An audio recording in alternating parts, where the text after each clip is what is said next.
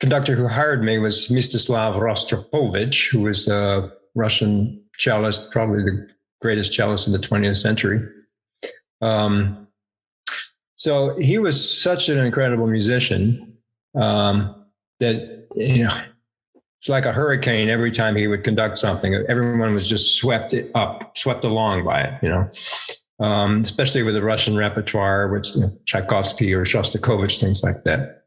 So I really feel like I had the most emotionally intense musical performances with him. Welcome to episode 91 of the Bass Shed podcast. My name is Ryan Roberts.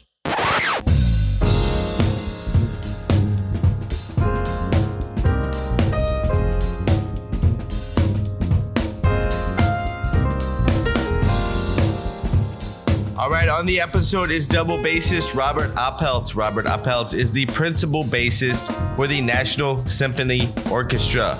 The National Symphony Orchestra is an American symphony orchestra based in Washington, D.C. The concert hall for the orchestra is the John F. Kennedy Center of Performing Arts, also known as the Kennedy Center. In addition to his position as principal bassist, Robert has 2 recordings out. The first is titled The Double Bass, Robert Oppelt and Friends. The follow-up album is titled The Double Bass, Encore, Robert Oppelt and Friends. I love the titles. These recordings are how I learned of Robert. I had been listening to the first recording for years, and he was kind enough to forward me the follow-up over both records. He does play all 12 Dragonetti waltzes, and I will talk about that more in a second, and I definitely speak to him about that because there's something very fascinating there about the presence of Dragonetti within his career, and we're going to get into that. Here's a quick little bio on him. Robert was born in Richmond, Kentucky. He took up the double bass at 15. After 2 years of playing, he won the Concerto composition at the Brevard Music Center with Dragonetti's Concerto in A major. And later, he was a 2-time competition winner at the North Carolina School of the Arts. So already, what's fascinating to me is I can see the strong presence of Dragonetti within his career. In 1982, Mr. Oppelt was invited by the music director of the National Symphony Orchestra to join the NSO bass section, becoming the orchestra's youngest member at the age of 21. He was promoted to assistant principal in 1984 and won his current position as section leader in 1996. As I mentioned, Robert was has been involved with some sheet music publications for the double bass. The one I initially knew about was the 12 Dragonetti waltzes. Robert was the editor on the publication, and this is where I tie in the episode to Lemur Music. Haha! Stop by lemurmusic.com, pick up your copy of the 12 Dragonetti waltzes, edited by Robert Oppelt, and use the promo code TheBassShed, all one word, for 10% off. lemurmusic.com, everything you need for the double bass. All right, so I'm busting to get my own record done. So close. It's so close. I can't wait to get it done and get it out to the world. I'm kind of at this place where I really just want to get it out and get it out to kind of move on from this phase of it because I've been sitting with it for about a year. But my point being is after that's over, after I kind of get my own recording off my plate, I'm definitely going to go pick up a copy of the waltzes, the Dragonetti waltzes, the 12 waltzes that Robert published was a part of the publication of. He also played on the span of both recordings, so it was great to hear him play the waltzes, and it was also a fantastic time speaking with him about the waltzes. Robert is incredibly nonchalant and very personable. I had a great time. I will have links up to his recordings, his sheet music, publications, and his website at thebassshed.com/podcast/Robert Oppelt. And here it is. Here's my talk with principal bassist of the National Symphony Orchestra, Mr. Robert Oppelt.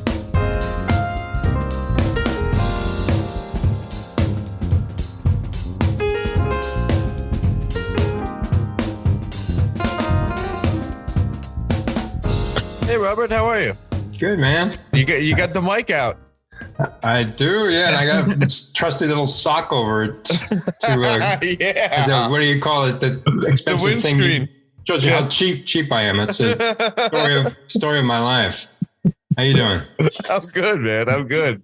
You're in Los Angeles. I am. Okay. Where are you at?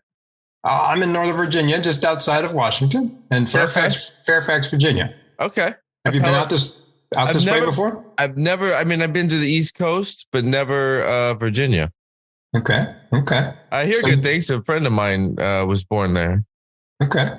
Where was he? I forgot what city, but I hear good things. Yeah, it all depends on your point of view. It's all perspective. That's right. Well, we won't go there. But you play yourself. Obviously, your studio, mostly studio player, or that. I play jazz. I got a record coming out next month of my own stuff, and I've been just kind of doing the LA shuffle, for a little while, but cool. Yeah, all right. Man. So I was preparing for this. You have a very impressive and interesting trajectory to your career. Yeah. Oh, okay. If you say so. Hopefully, it's been up. It's been mostly up. The tone of your voice is like, "Oh, really? I don't know about that."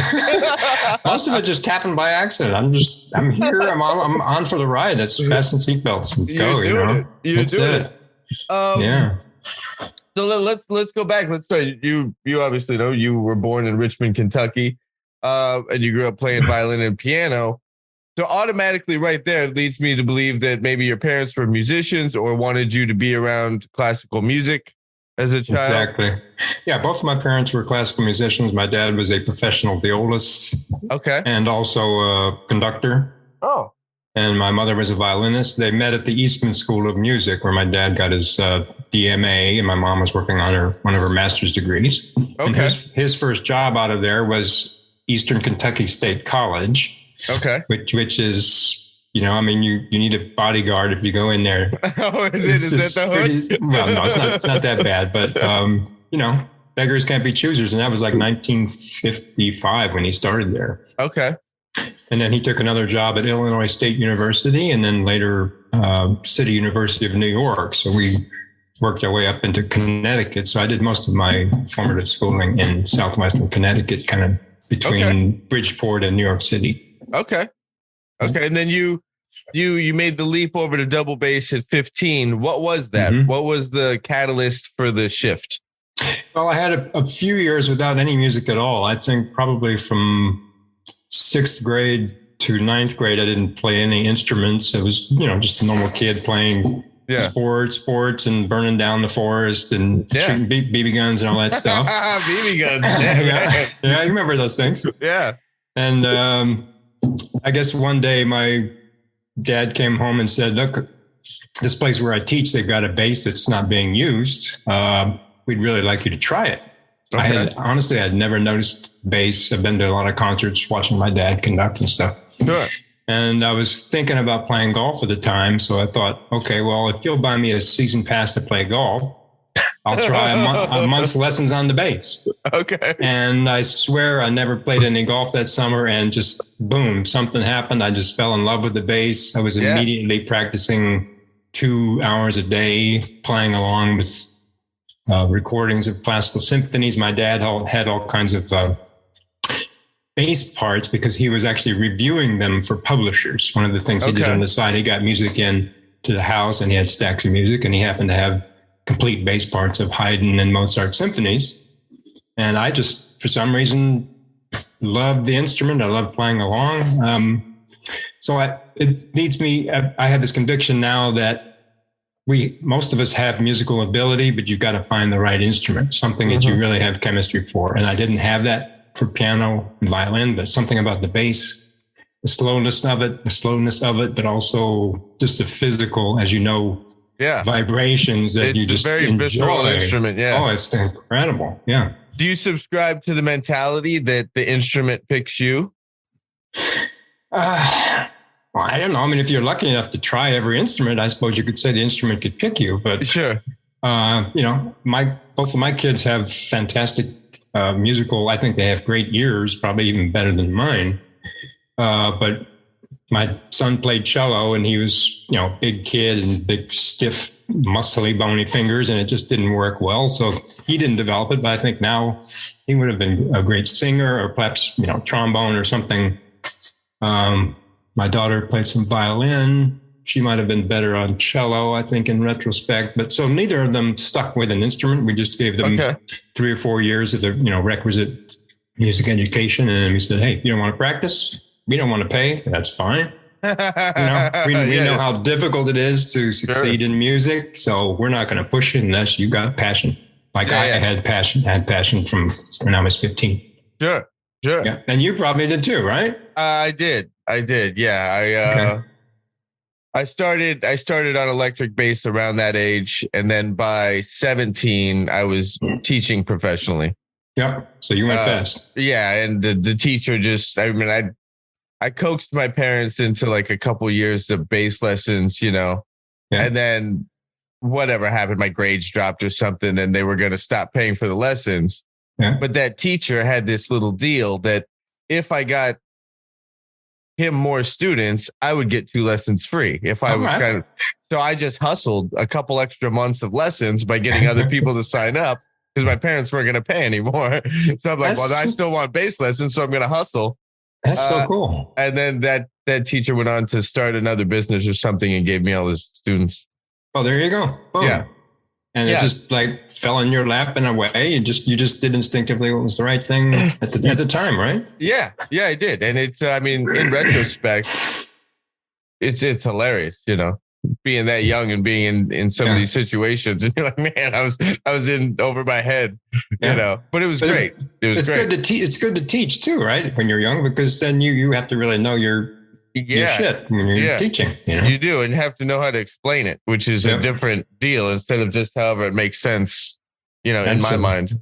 Yeah, you have to be super aware of what you're doing. Yeah, but then when you were 17, you won the first concerto competition you were in. Yeah, I went to Brevard Music Center. Well, first I should preface that by saying I went to the North Carolina School of the Arts for my junior year in high school. Okay. Because up at my high school in Connecticut, there was some music going on there, but honestly, I was so far advanced from the high school orchestra that I was practically professional, and I didn't even want to mix with that. Yeah. But I played in a great youth orchestra, county-wide youth orchestra there called the Boston Symphony, and that was good. So I met this teacher at the Brevard Music Center, and she recruited me to the North Carolina School of the Arts for my junior year of high school. And that was just fantastic. It's like going to summer camp, all year round, and the entire faculty knew. It's basically parallel to Interlochen in a way. Okay. You live there, and everybody understands that your instrument comes first. Academics were a little bit weak, but it was just a wonderful place to grow your ability. Sure. And then when I was a senior in high school, my parents were splitting up at the time. Oof. So I kind of had some doubts about whether I wanted to be a musician. I just didn't really know. It's hard to sort things out.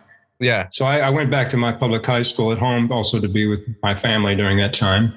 And when I got back there in the fall, I auditioned for local orchestras that I would, maybe play in while I was finishing high school, and took some Stanford Symphony Orchestra and the Greenwich Philharmonia, two semi-pro orchestras. And the Stanford Symphony called me back and said, "Do you want to be principal of this orchestra?" I'm like, oh, okay. So I played in there for a whole season, and I had people in the section sitting behind me who were working on their master's degree at Yale University and music schools in New York City. Yeah. And then the Greenwich Philharmonia, I was in the section there. So that made me realize that, gee, I guess I'm pretty good if I'm sitting in front of these guys, and this was an impartial audition. Yeah. So maybe I should stick with this. So, but because my parents were splitting up, there wasn't much discussion going on. And my mom had moved out and whatever. I didn't audition for a single music school for college.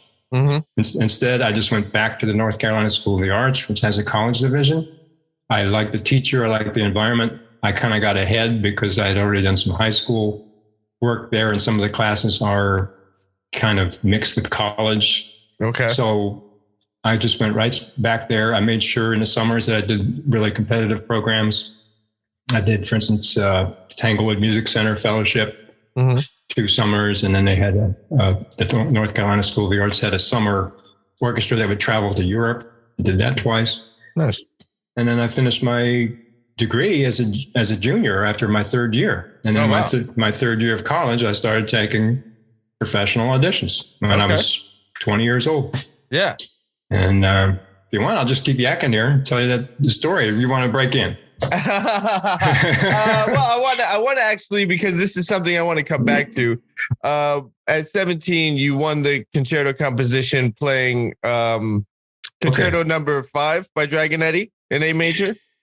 Was it that concerto? Is it called number 5? It's the one that they say is by Edouard Nani. So yeah. So when I was, how old was I then? Well, I guess I was 16.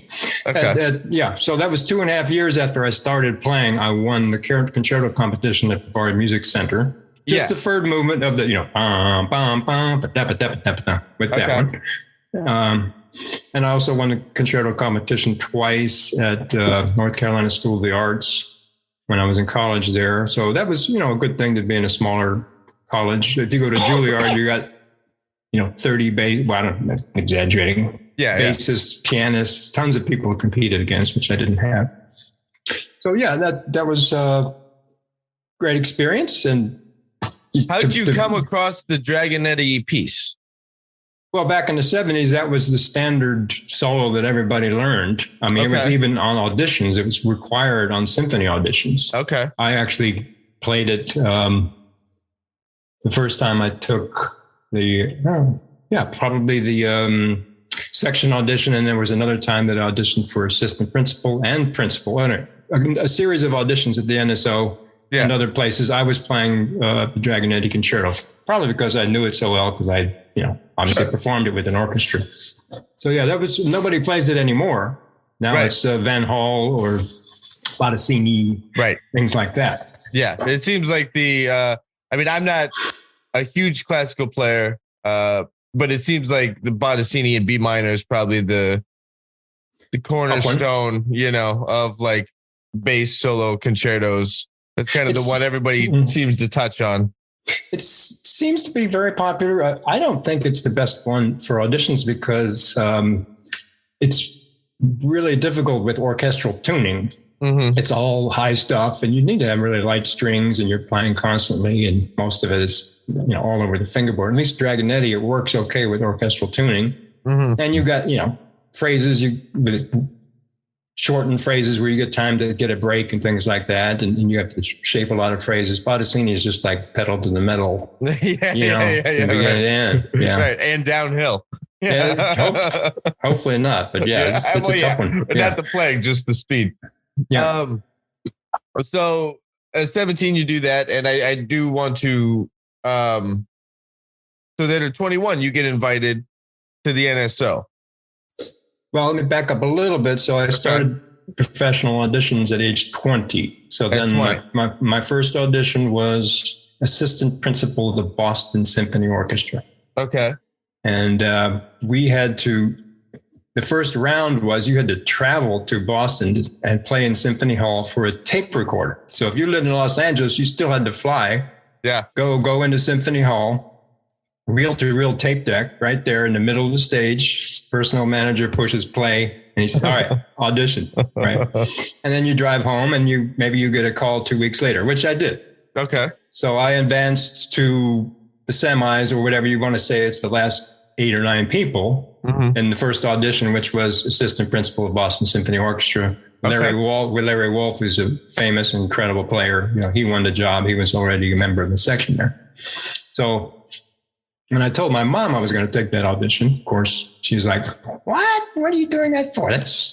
She thought that was way over my head, but it was behind the screen and based on my playing, I advanced. So I was like, wow, this is crazy. And then the next audition was Detroit Symphony, which was after the new year. And let's see, that was more of a cattle call. So everybody was invited. Mm-hmm. And I made the finals. And then, let's see, after the finals, it was between me and another bass player. And we had to go backstage and wait. And we waited 2 hours. Ooh. And the personnel manager came out and said, all right, both of you guys, we're done. Go home. Neither one of you is going to get it. So they didn't hire anybody. Okay. Okay. So whatever. And they didn't hire anybody that auditioned? Not that audition. No. Wow. They had another one. I don't know who took it, but who won it. Then I applied for the National Symphony bass section. Mm-hmm. And when I sent my resume, they rejected it based on my lack of experience. Mm. There was a note saying, if you want to furnish letters of recommendation, we will reconsider. So I got a letter from Ed Barker, principal of Boston Symphony, a violinist with whom I'd worked at Tanglewood, who was former concertmaster of the Cleveland Orchestra. Okay. And my own personal teacher. And then they let me audition. So there were probably 80 of us, just like nowadays. Yeah. And at the end of 2 days, I was the winner. So okay. That's how it worked out. And nice. It was fantastic. I don't know how it worked out, but they didn't want me to play. And then here I am 40 years later. I'm still in the orchestra. yeah. You're still doing it. You still got the gig. Yeah. And that was as a section member. Yeah. And so when you went to do that audition, you were still in Kentucky? You were still living in Kentucky? No, this was in Connecticut. I was living in Connecticut. You were in Connecticut. That's right. Okay. Yeah. I'm in Connecticut. Yeah. So then you kind of move up the ranks pretty quickly, right? A couple years later, you become assistant? Correct. Horrible thing happened. Well, first of all, our assistant principal was having health problems. So he was kind of retired and they needed somebody. So they had internal auditions in the orchestra for assistant principal. They didn't hire anybody from the section for it. So then they just put it off. I was told by the conductor at the time that I just needed to show more leadership from the section. Mm-hmm. If you can imagine that. Well, when you're a new member of a section, really what you're thinking about is blending with the section. You're not going to come in there and start throwing your weight around. Right. And so, you were how old at this time? 20. Well, at that point, just 23, probably. Okay. So I'm assuming the youngest person in the section, if not the orchestra. Yeah. At 21, I was the youngest person in the orchestra. For sure. So it's kind of a little awkward to start throwing your weight around. No, that's not a good way to endear yourself with your colleagues. You're not going to make friends in the orchestra that way. So then, unfortunately, our principal bass player, Stephen Brewster at the time, just a short while later, was killed in a car accident. Oh, wow. On the way to a rehearsal. Wow. Horrible thing. That's foolish. So then they held auditions again, internal, for assistant principal and acting principal. Mm-hmm. And I took it again. A couple of people in the section did. And this time, they chose me to be assistant principal and acting principal. So I did that for 1 year when I was 23 or so. Wow. 24. We did a big tour to South America and stuff like that. So it was probably, a bit above and beyond my ability in terms of my experience and just life experience, right? I mean, you're young. There's a lot of pressure. You're dealing with this. How did the orchestra respond to you being so young and being acting principal in wake of a tragedy? From someone that they had worked with for years. I don't know how old he was when he passed or how long he'd been in the orchestra. Yeah. But it's a colleague they've been with for a long time, and they're not only grieving his passing, but now they got this young hotshot as acting principal. And was that well received? Were they supportive? What was the nature of the orchestra? I think so. There was certainly a good bit of pressure. Sure. Yeah, I remember I had to play Mahler 1 solo on a live radio broadcast during that period. And I remember getting a bottle of scotch out and having a couple sips beforehand. But in terms of my colleagues, I think they were accepting. I think it was just understood that it was a difficult situation. Sure. Nobody articulated what my function was other than, how I knew to do it. Yeah. And there was no problem. I think it was just such a difficult thing that we were all biding our time and just trying to get through it. And then a year later, they had an open audition for principal bass. I took that along with everyone else in the bass world who wanted to take it. And that's when Hal Robinson came and he won the principal job. Yeah. So I was his stand partner. He was mine for 10 years. Oh, wow. Yeah. You're familiar with Hal? Did you know Hal? Loosely. Okay. Yeah. Okay, good.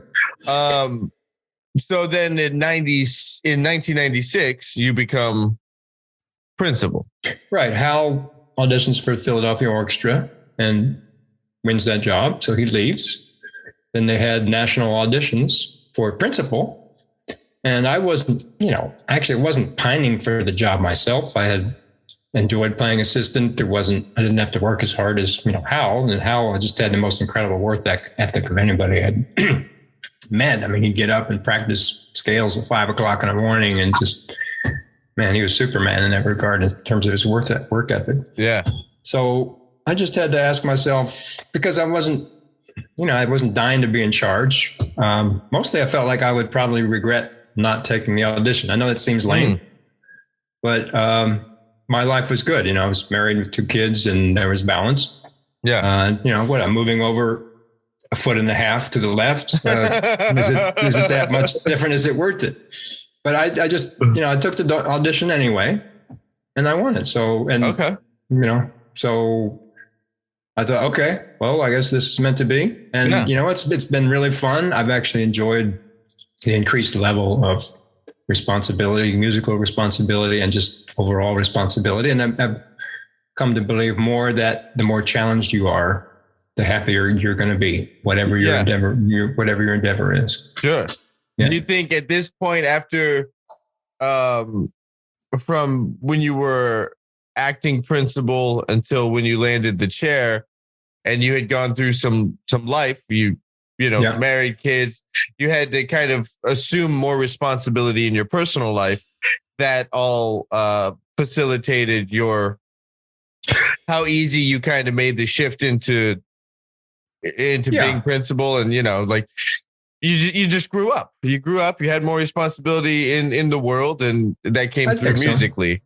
I think so. And I think also in any situation, if you lack experience, well, if you get promoted, whatever field it is, you don't develop until you are actually tasked with it. Until you assume that position, that role. Yeah. You don't know what it's like. You can't see from there, what the view is like, what the responsibilities are, and start living it and thinking it. You don't really know. So that's why you do have to take some risks and say, all right, I'm going to do this. Yeah. And not just wait until things seem totally safe. It's just not the way to live, in my opinion. So challenge yourself and try new things and keep going, Yeah. And so when you teach private students, is this something you instill in private students too? Is really teach them to take the jump and put themselves in situations that are uncomfortable for the sake of personal growth? Yeah. I mean, I don't want them to overextend themselves where they, might be detrimental. In other words, for a performance, I'd want them to feel ready. Yeah, of course. To play that or to take an audition. But the main thing is to prepare as well as possible, in that case. And so in other words, you got to do the hard work no matter what. But I would say, yeah, and if I'm positive and I inspire them to create and teach themselves, and then hopefully that translates into moving forward and being more ambitious themselves. Not like trying to take over a scene or anything like that, but be positive and create. And that energy's good. People pick up on that, and that's the only way, in my opinion, you can be happy, is if you're creating positive energy. Yeah. You've also have been a part of a publication for the 12 Dragonetti waltzes. Mm-hmm. Yeah. And so this is fascinating to me because I feel like there's a through line within your career. That first concerto competition you won was Dragonetti, and then you're publishing you edited the Dragonetti waltzes for this publication of them. What does Dragonetti's music mean to you? Because it seems like it's a through line, or this kind of, this narrative that's been running throughout your career. I guess it would look that way, but then when I see, look back at the Dragonetti Concerto, it's not really composed by Dragonetti. But when I was thinking about making the first CD, I and colleagues in the bass section had recorded and performed first quite a few times Gunther Schuller's Quartet for double basses. Okay. I don't know if you're familiar with that, but I'm not that one though. It's a great piece, and it's on the first CD. And I decided, maybe we should record that. So that was the first seed of any recording project. And then I needed some music to fill the rest of the CD, of course. And thinking about what would be interesting to record, there were no digital recordings of the Dragonetti waltzes. I had played them. You don't need a pianist. It's convenient in your own practice room. You can do it, or you could do it for master classes in colleges. And I thought that they're pretty good music. And I think there was one other LP by Bert Turetsky. Okay. And I used to have a copy of it. I don't know what happened, but it was incomplete. And I think he was playing on gut strings too. So I just thought, you know what? Let me start recording these things. And I did. And they were, nice little interlude to everything else. And it just developed. And then after working on all 12 of them for years, I thought, okay, I've got this music edited. Why don't I just go ahead and publish it? And that was the last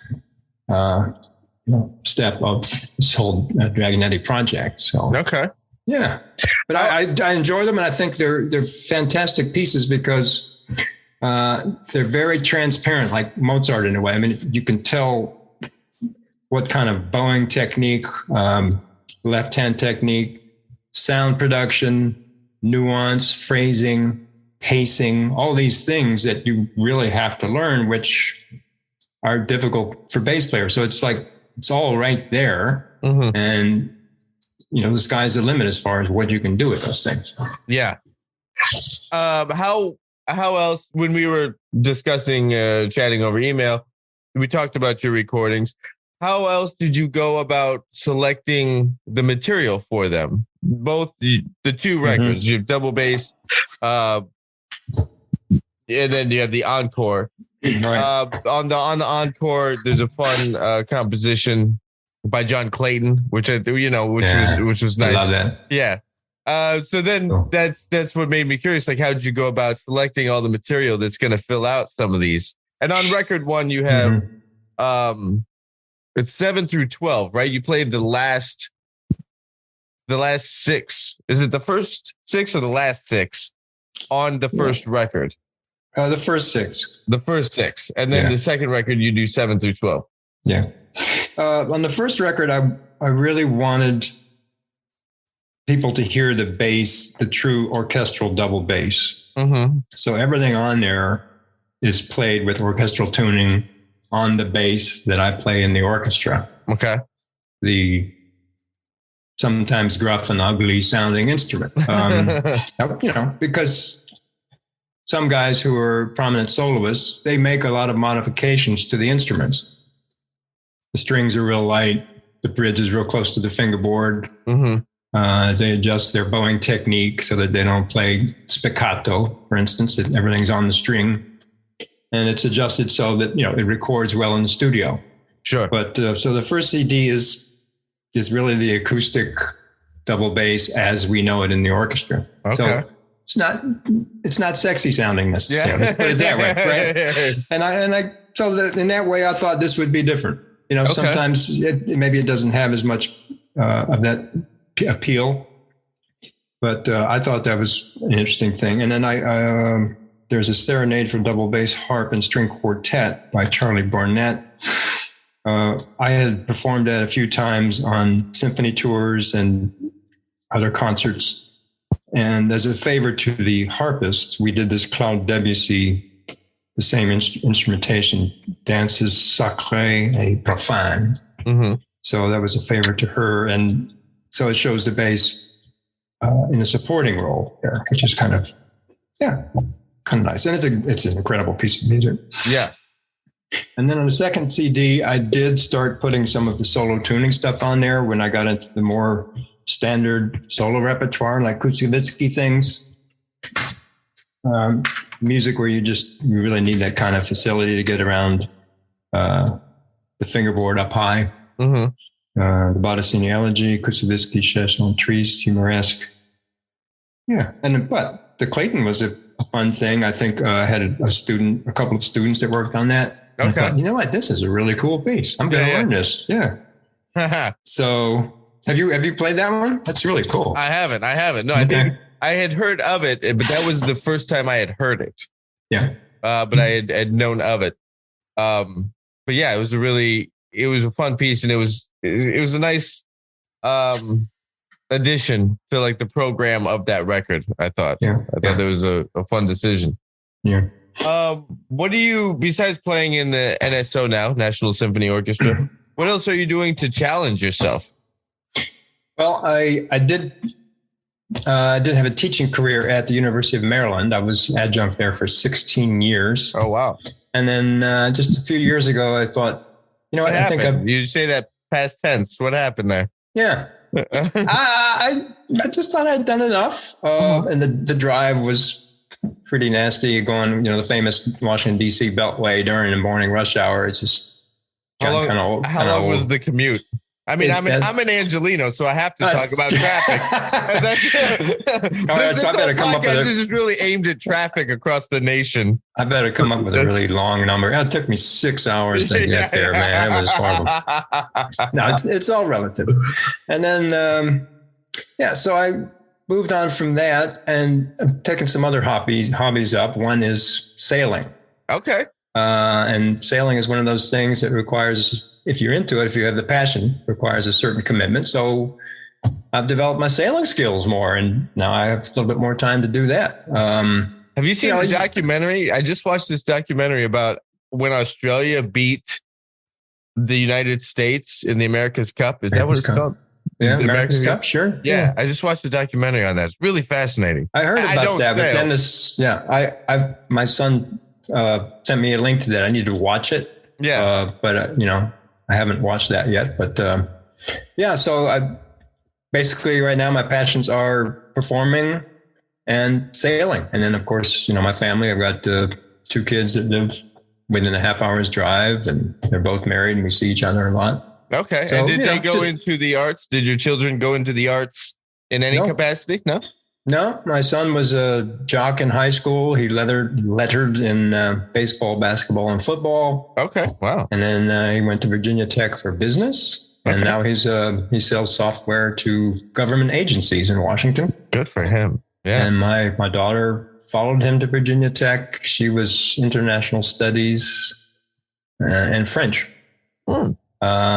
She ended up with Capital One Bank, I guess you might say. Okay. She's human resources. So very cool. Nobody did arts. Like I said before, we didn't push it. Yeah.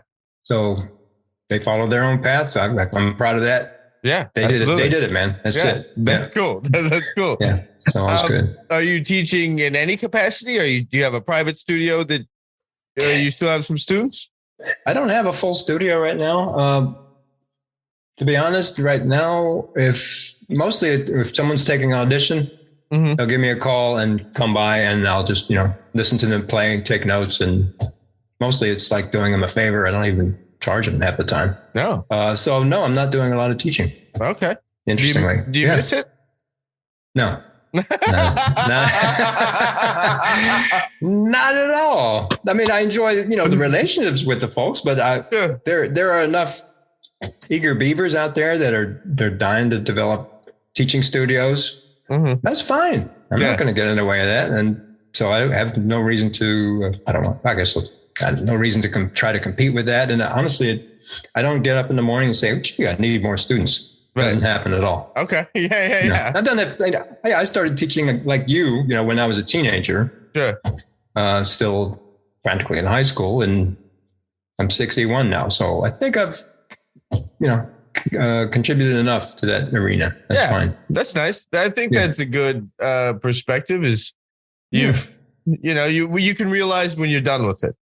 I'm not done, but if somebody calls, I'm happy to do it. And everything I do musically here, whether it's publishing the 12 waltzes for double bass, it's to share knowledge, which is teaching in a way, right? So absolutely.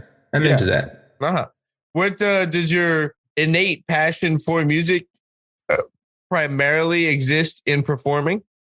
Is that kind of where your heart's at first and foremost? If you look back on the course of your career, has the passion always been for performing first? Well, yeah. I mean, I don't think you can be successful as a musician or have abide music unless you're performing, right? I mean, that's where you cash it in for the pleasure. Some people love the stage, love the energy of being on the stage, and others, different. I know I'm thinking about my peer group. Others like. Oh, you mean like recording studio work and stuff like that? Recording, or they prefer teaching over performing. Mm-hmm. Like performing gives them too much anxiety. Okay. I've noticed as I grow up, a lot of my friends from college or whatever, and how they've all kind of found their own little niches within the music business, or even peers here in Los Angeles. Some people, they find their own little paths in these kind of hidden corners of the industry. Right. That don't, they are performing, but that's not what really makes them tick. Yeah. Like I said, when I was 15, I was bitten by the bug, and it was all about expression. Yeah. And expression to me is, color and shaping and phrasing, the architecture of performing a phrase well, and also just being a part of some great music. So honestly, the performing is for me what it's all about. It's just, that's the art of it. And I've, been fortunate that I've been able to ride that aspect, that wave. I love playing in the orchestra. I'm not in chamber music. I'm not dying to play solos very often. Mm-hmm. But I think I need to do it enough and should do it often enough that, that facet is properly fed. Mm-hmm. But I also feel that I have to save my body for the orchestra. In other words, it's pretty taxing to play in the orchestra. You've got a conductor up there who's asking you to play, fortissimo for half hour at a time, and he's letting go passionately. So you really can't say, "Oh, well, let me put my bass down because I need to rest." While you're pointing at me and waving so hard. And then there's the challenge of repetitive motion injuries and things like that. My main responsibility is to my family and to this job. So I'm going to make sure I'm helping for that. Yeah. And then, work on the side. I'm always practicing solos every day. Right now I'm working on the Glier pieces for solo double bass. Which I performed many, many years ago. But they're just great pieces, and I'm still discovering, stuff, working on solos. Nice. Yeah. What do you listen to? I like asking classical musicians this. What do you listen to in your free time? Right. It's funny. The only time I listen to classical music is if I want to explore other musicians' interpretations, mainly orchestral pieces, or if I just need to learn something, figure out how it goes. I'm working on the bass part. So, I don't listen to Beethoven because I like Beethoven. It's just the interpretation is what I'm interested in. Sure. The timbre, the tempo, the style, whether it's a early Baroque style or pure classical style, or whether it's just a romantic style. There's a lot of variation in that. What I listen to when I'm on car trips and doing workout in the basement is jazz. Aha. Yeah. All right. Let's see. Because I missed out on that stuff. I missed out on that stuff. I didn't have time to linger and explore anything other than classical. I was just born in it, and I was employed. Yeah. In the period of 5-6 years. So I listen to, I love, Ellington and Oscar Peterson, Monty Alexander. I love Clayton, of course, Ray Brown. Sure. Brubeck, whatever. It's stuff that sounds like old to you, probably. No, but I mean, I love the smaller ensembles. I like the smaller stuff, and I like older music in general when it comes to American music. Yeah. Well, I like Motown stuff. I like the jazz from the 60s and 50s, mid 50s and the 60s and on. Yeah. There was a culture that music responded to that I think is evident in the music that modern jazz doesn't have for me. Yeah. That could also be, I'm just getting old, and, maybe I'm getting to the tipping point of like, these kids don't know what really, Yeah. Honestly, I don't know what you mean. Modern jazz. You mean jazz now? The jazz now that's the young guys coming out doing whoever the young hotshots are. I have no idea what they're up to. Couldn't tell you. Another group I like, which I listened to, my brother turned me on. He was kind of leading the way in these kind of things. Bela Fleck and the Fleck Tones. Oh, I love that. Yeah, just great. So creative, all those guys. Have you heard that record that Bela did with Edgar Meyer? The duo record? Probably. Mostly I listen to, the double album. I don't know the name of it. I just pop it in the CD in the car. Something with the word art in the title. I know that one. Yeah, Live Art. Art. Yes, I know that record. Great one. And what I like is that they really have structure. Uh-huh. In what they do, like, they play a tune and they explore, take you someplace and come back to it. And there's just this constant ebb and flow. And I think a lot of people who are writing music, they don't understand that you need to have a journey like that, take you away from the tune, and then a development section or whatever. Even basic things like that, but sure, they're all just great musicians. I love hearing that. They're all amazing. They are. I mean, I was aware of the group obviously because of Victor Wooten. Right. When I started, I was an electric player before I converted to double bass too. So I was very aware of Victor Wooten, and then that's how I got introduced to Bela Fleck and the Fleck Tones. I've seen him a few times. Yeah, absolutely. Yeah, I think at this point, I'm more interested in what Bela is up to in his career and following him than the kind of Victor Wooten at this point. Like Bela Fleck really, he's something special to me as a musician. I should introduce you to my brother because he follows Bela Fleck around the country, and he's like in the first row in front of the microphones, and he's just like this. That's his favorite guy. My brother's got like 15 banjos and whatever else. I don't know. Oh wow, he's got all that stuff going. Yeah, that band does have kind of a bit of a cult following. Every time I've seen them, it's almost like a Grateful Dead concert or something. Like these people, I'm sure that have just been traveling around the country or world. Going from gig to gig. I should do that. I should start doing that in my retirement. Just following Bela Fleck around on the boat with my brother. Yeah, on the boat. You can sail down to Miami and hang out at South Beach, and then we'll watch Bela Fleck. Sounds cool, man. That sounds like a great life. It does. Good retirement. Give me retirement ideas in this talk. That's great. Super, man. Have you got into studying jazz through listening to it, or do you leave it just as a recreational? Ever since I worked on this Clayton tune, what's the title of that thing? Bach the Blues. Yeah. I had to try to develop my jazz chops for that, which I got to confess, they weren't that good, even when I finished that project. So I do, when I warm up now every day, I do work on the jazz right-hand pizzicato techniques. In other words, the angle of the fingers going across the strings. And I watched videos of John Clayton playing. He has a really peculiar, interesting way of his fingers just kind of reaching out and pulling to the side. Yes. And so I am developing my jazz chops just in case when I retire, but I don't have the ear for that. And I haven't really learned how to, I'm embarrassed to say, to read chord charts and things like that well. So it's not realistic that I'll be performing, but if I can learn a couple of tunes and find an opportunity. I mean, I do play jazzy bass lines with my job with the NSO. Yeah. But it's all usually written out. Sure. And then my fingers are like bleeding the first 2 days anyway, because I haven't done enough of that. So technically I can do it. Yeah. No problem. And I think I have a good feel for it, but I just haven't learned to improvise.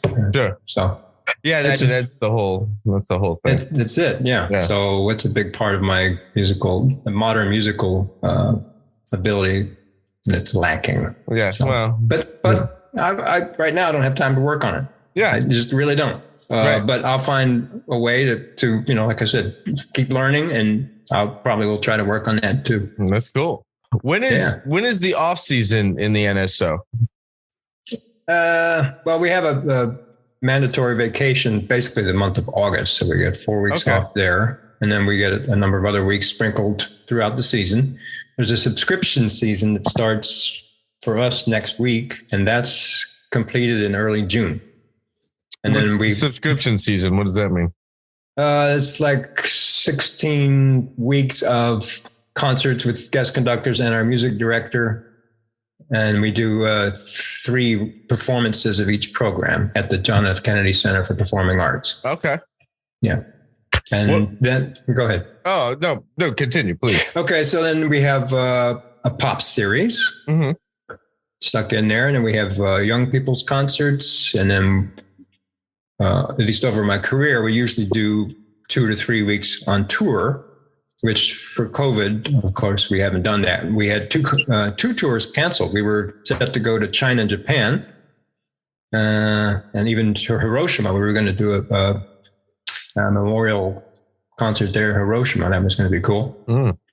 And then we were going to do summer festivals, so European festivals. And that was, I believe that's postponed now a couple of years from ahead of us. So, but yeah, the touring's been cool. And what else do we do? Yeah, that's about it. It's fun. It's a great job. I love it. Love it more than ever. It's great. That's awesome. What have been some of the more memorable concerts than you've been a part of with them? Well, when I first came in, and the conductor who hired me was Mistislav Rostropovich, who was a Russian cellist, probably the greatest cellist in the 20th century. So he was such an incredible musician that, it's like a hurricane every time he would conduct something. Everyone was just swept along by it, especially with the Russian repertoire, which Tchaikovsky or Shostakovich, things like that. So I really feel like I had the most emotionally intense musical performances with him, where I would come home to my wife and say, I will never forget this concert. I don't know if like Shostakovich's Fifth Symphony, things like that, or Tchaikovsky's Sixth Symphony. Just incredible. He wasn't that great of a technician conductor, but energy. He just had a way. Yeah, it's all about charisma. Yeah, somehow the charisma gets there. Let's see what other concerts. And then also with him, we did 2 tours to Russia, which was a big deal because he, having spoken out against the Russian political situation, he was stripped of his citizenship.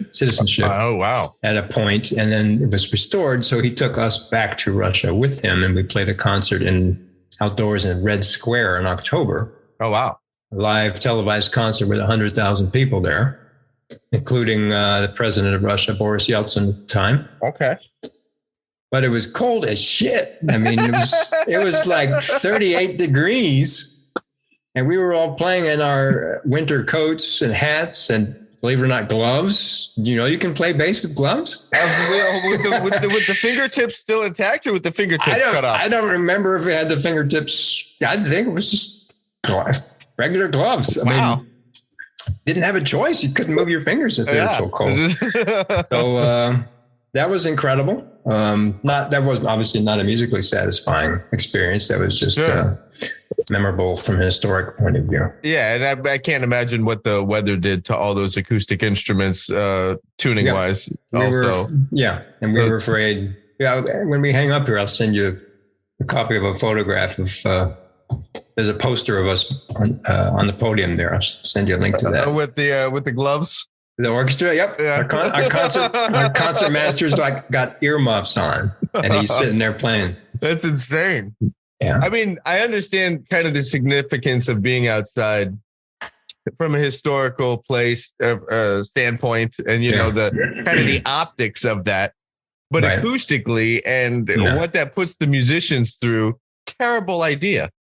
I know it was just a political. Yeah. I don't want to say stunt, but it was PR just historic kind of a thing. Yeah. Yeah.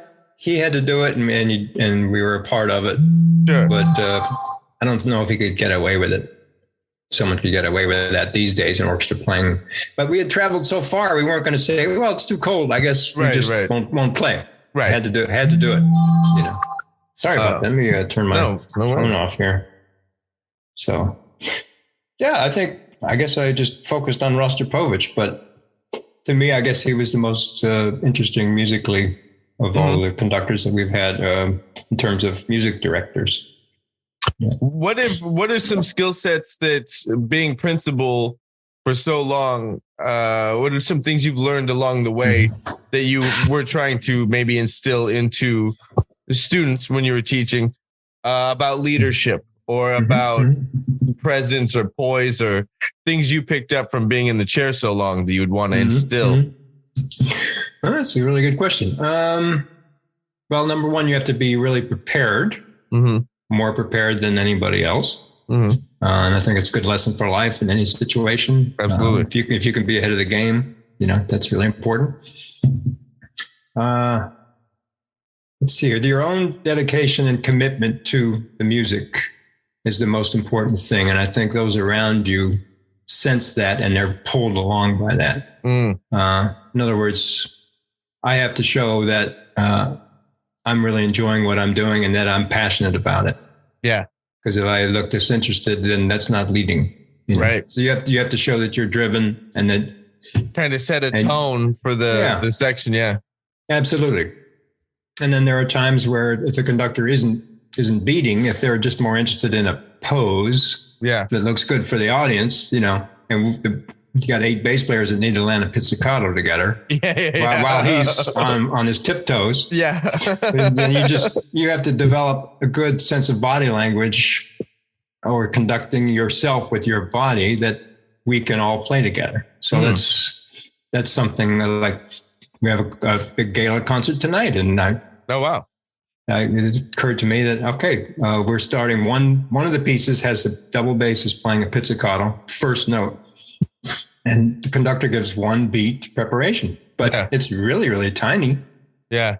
And the guys in the back can't really see it. So I'm actually made a point that I'm going to go boom. Yeah. Right? So I'm subdividing boom. And then, so with those 2 beats, they know exactly where it is. So sometimes I have to be a conductor. Okay. Like that. I can't really tell you what I would tell students about being in the orchestra, but just be prepared, be a good stand partner, and very important to match your stand partner. Don't think that you're going to do your own style and bring and too much of yourself. You have to sublimate yourself to the composer and to the conductor, and blend with your colleagues to match. That unification of sound and approach, that's really important. Yeah. I was reading through your website. You have some like, is that still up? Yeah. I did that thing like 20 years ago. I don't even know it's still up. I'm sorry. I apologize to everybody who's looked at that. I have not even. That's hilarious. I should just take that down. I don't know. It's amazing. You think I should take it down? I haven't done a thing with that. I'm sorry. I was gonna, you want to take it over? You want to manage it? Yeah, sure. I'm embarrassed to say that, but no, you have a lot of like tips. That's right. Like helpful hints or like little Those are things. Yeah, things that I've observed over the years. Hopefully, it helped somebody. I'm not getting any feedback. I have no idea I thought that was, I had. Or maybe you are and you don't know that that's happening either. You didn't even know the thing was up. Yeah. Like, maybe you have an inbox somewhere that's just flooded. True. Maybe I have an award somewhere that I need to collect. When I started that, I was pretty active with it. And then I kind of slowed it down and removed a lot of the pages and just left a core that I thought would be helpful to anybody who logs on to it. And I think that the tips is one of those pages. Yeah, no, that's a nice page. It was interesting to read through, and there was actually a lot of things there about being a stand partner. Okay, and I have to go back and read it. Maybe, if you're looking for some helpful hints, really. I'll send you the URL. Maybe you forgot what it is. Been a while. I need a refresh. Yeah. Anyway, but the nature of what I do doesn't require, I don't ever have a stand partner. Right. It's interesting to think about that skill set and those developing, being a good stand partner, because I don't even know what that's like. I don't. Okay. I get a Spotify playlist, like these are the tunes for this gig, or you get a Dropbox full of PDFs or something. And then I'm just, the rhythm charts or chord changes, whatever. Yeah. Well, it can be really frustrating if you're in the bass section and half of them are playing a note like really short, and others, or even one person's playing it too long. It dirties the whole project. Sure. Sorry, product. So, matching and of course enjoying the fact that you're unified, that believing that it contributes to a really fine product. That's a fine outcome. Yeah. Yeah. Absolutely. That's awesome. Robert, this has been great. Thanks so much. Yeah. Hey, it's been fun, man.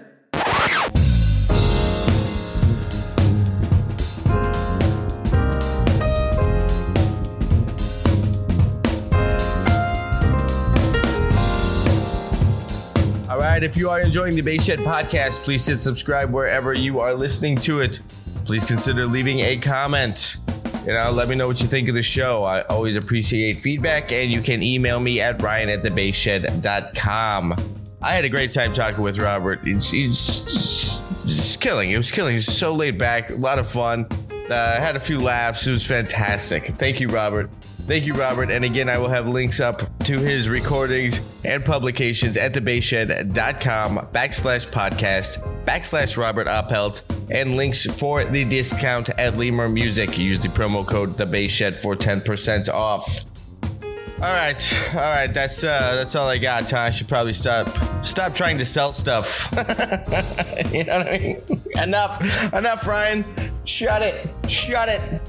But you should buy the waltzes. You should buy the 12 Dragonetti waltzes. They're fantastic pieces.